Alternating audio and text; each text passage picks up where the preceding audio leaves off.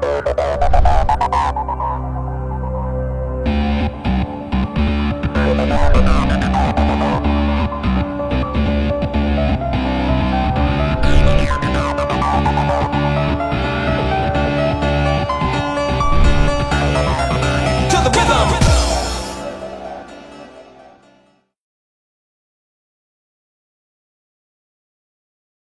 peut pas être dépendant d'une personne ou de deux.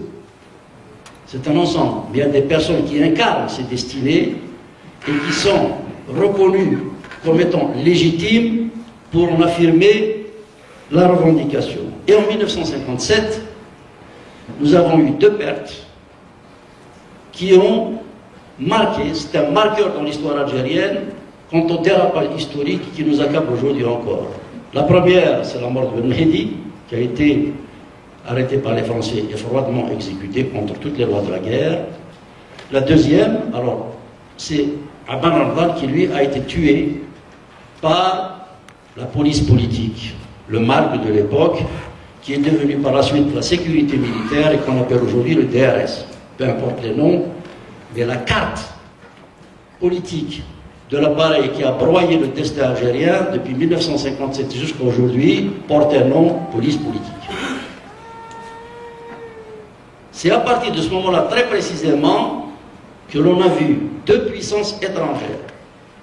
J'essaie d'en parler dans le livre que j'ai écrit à propos de l'affaire Amérouche, prendre en charge le dossier algérien pour le perturber, le contrarier, le handicaper dès l'indépendance en surinvestissant Ben Bella. La première puissance, c'est la France. La deuxième, c'est l'Égypte. Les Français voulaient absolument faire sortir du lot Ben Bella pour l'imposer comme tuteur de la révolution algérienne. Pourquoi? Parce qu'ils l'ont bien connu lorsqu'ils l'ont arrêté dans les années 50 de l'os. Et je vous invite à aller sur Internet pour lire le procès-verbal de son interrogatoire. Il a absolument tout balancé. Moi, j'ai été arrêté, torturé, je ne suis pas plus heureux que n'importe qui. On peut tenir sur un minimum et ne pas céder sur l'essentiel. Et je pense que par la suite, ayant fait un passage dans l'armée française, ce qui était le cas d'ailleurs de beaucoup d'Algériens de l'époque, ils ont eu le temps d'étudier le profil du personnage et De Gaulle, ayant définitivement compris que la décolonisation était quelque chose d'inévitable, essayait de préparer un ordre politique néocolonial, donc de fragiliser un peu les anciennes colonies par ce qu'on a appelé plus tard la France-Afrique. Et il y a une véritable stratégie qui consiste à tout faire pour placer à la tête des nouvelles nations les hommes les plus malléables, les plus fragiles ou les plus dépendants. Ça, c'est pour la partie française. La partie algérienne, la partie égyptienne, de l'autre côté, vous pouvez lire les déclarations d'Abban al-Adal qui disaient très clairement, dès 1956, que la révolution algérienne ne dépend ni de Moscou, ni de Londres, ni du Caire, ni de Washington. Et à l'époque, Nasser avait des ambitions qui étaient les siennes et qui voulait absolument élargir son autorité à travers un panarabisme qui devait capter l'ensemble des pays périphériques, et donc Nasser voulait satelliser l'Algérie dans sa vision de grand timonier de la rive sud de la Méditerranée. Voilà un peu rapidement comment les éliminations de deux hommes qui étaient les architectes de la plateforme de la Soumane, éliminés la même année, l'un par les Français, l'autre par les Algériens, ont permis à deux nations extérieures de fabriquer une autorité algérienne à travers Ben Bella, lequel Ben Bella a servi d'appât à l'armée des frontières et qui a été renversé, vous le savez tous, 2 à 3 ans après l'indépendance. Nous ne sommes pas sortis du dérapage de 1957 à ce jour. Quelles sont les méthodes utilisées depuis 1957 à ce jour par le système politique algérien? Alors on dit c'est très compliqué, l'Algérie, on ne comprend rien, etc. C'est tragiquement simple. Ces coups d'État, fraude électorale, c'est-à-dire falsification de la volonté populaire, qui mène à la corruption par la clientélisation, et ça mène à l'asservissement des nations. Les violences pouvant être modulés selon les périodes et les équipes, mais globalement, c'est l'un des fondements du mode d'exercice du pouvoir politique algérien. Ça va de l'assassinat depuis un père, en passant par Champagny, en passant par Karim Belkacem, par Haider, par Sidi et tant d'autres, jusqu'aux exactions qui ont été commises aussi dans les années 90, en passant par des formes d'agression, disons, qui peuvent s'adapter en fonction des circonstances nationales ou internationales. Mais le rapport de l'institution à la société est un rapport de violence. Le deuxième élément, c'est la désinformation. Et c'est le propre de toutes les polices politiques. Et nous sommes en plein dedans.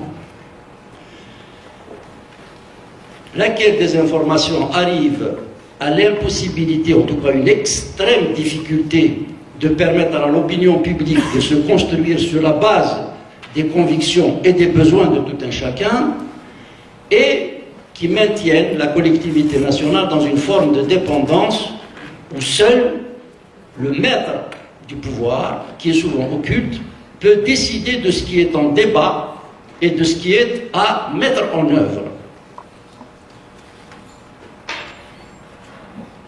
Et c'est terrible, lorsqu'on contrôle les médias, de voir comment un pouvoir comme la sécurité militaire algérienne, qui dispose de tous les moyens, y compris les légaux, comme disait l'autre, qui ne subit aucun contrôle, parce que par définition il est invisible, et qui décide de tout, depuis maintenant plus d'un demi-siècle, continue au jour d'aujourd'hui de façonner l'opinion publique à sa guise. Et je peux vous décliner ça, les méthodes qu'ils utilisent à longueur d'explication. Vous les voyez à travers les dizaines de milliers de leurs agents, je pense d'ailleurs qu'il y en a certains honorables pour l'assistance ici. Je peux les rassurer, c'est pas la peine qu'ils fassent leur rapport, ils le trouveront sur le site du RCD. Donc je leur facilite un peu la tâche.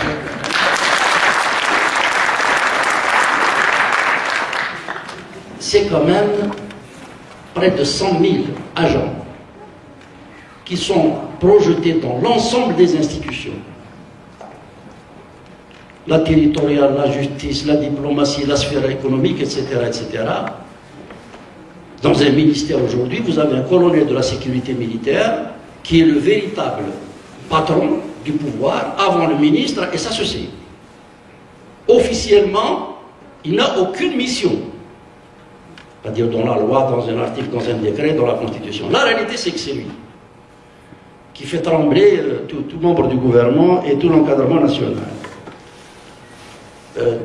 Pour vous donner une idée des moyens de l'Algérie qui sont utilisés pour contrôler la société, dans la seule région parisienne, il y a près de 600 agents des services spéciaux, non pas qui essaient de protéger le pays, mais qui essaient de voir qui fait quoi, qui a parlé, qui a vu, qui etc., etc. C'est toute une énergie.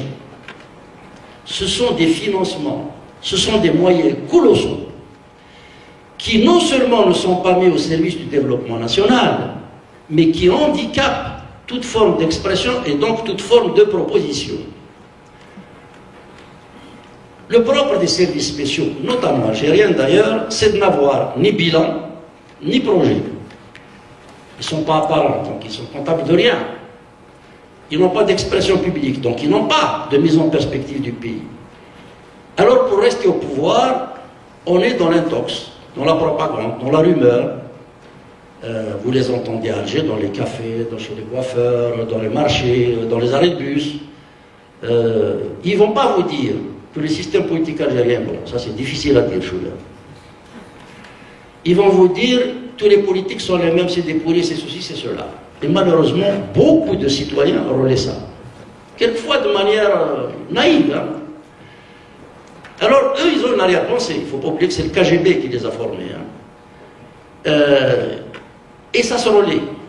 L'arrière-pensée, c'est quoi? On n'a pas de résultat à faire valoir. On n'a pas de projet à vous offrir. Mais à partir du moment où tous les politiques se valent, autant nous laisser en place, puisque nous, au moins, vous savez à qui vous avez affaire. Donc la finalité, c'est toujours de maintenir le système en place. Ça, je vous donne l'une des astuces informationnelles par laquelle on essaye de soumettre l'opinion nationale. L'autre élément en matière de maîtrise de la communication, c'est